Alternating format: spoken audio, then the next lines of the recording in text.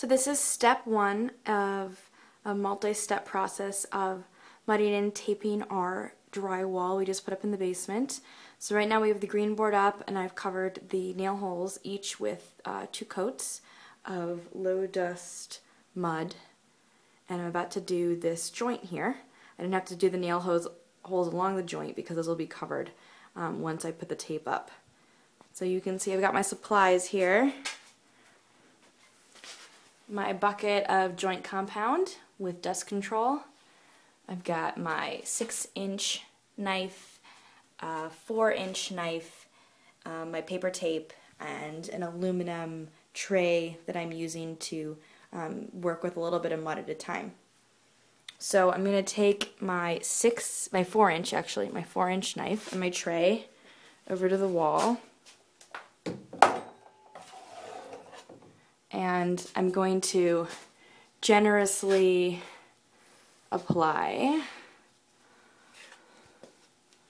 doesn't have to be pretty, a layer of mud.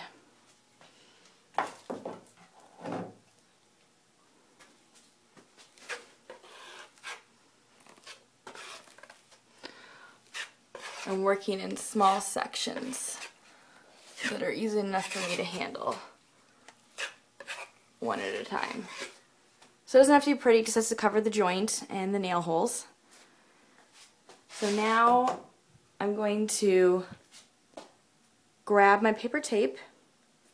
I'm going to roll it out along the wall to see how much I need and then cut it with a tape knife and start the next step. So this is step 2 on how to mud and tape with paper tape. So I've got my generously thin layer of mud up over the joint right now, and I have cut a piece of paper tape to the right size.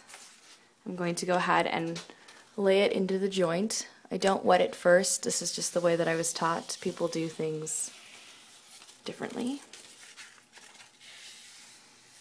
So I've just lightly pressed it into the joint. It's a little bit long, that's okay, I can cut that off. It's just sort of stuck up there right now. So I'm going to go ahead and grab my 6-inch knife.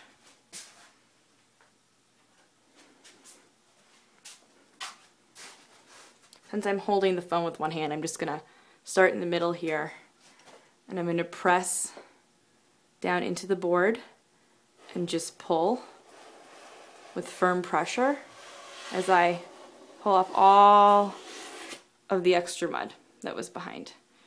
I'm going to go ahead and scrape this into my bucket.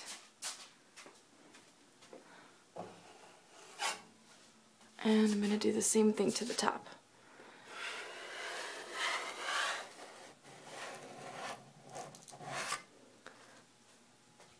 If you get to a point where you can't pull it up, you can always go the other way, like this.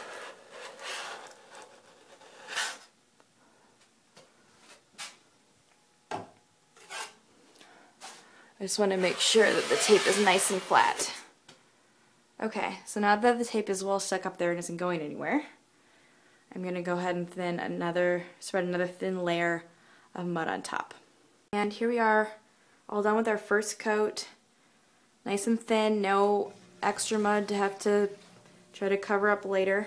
After this dries, I'll put on 2 more coats using my 6 and my 10-inch knife to kind of float it out as wide as possible, and then I'll be ready to sand.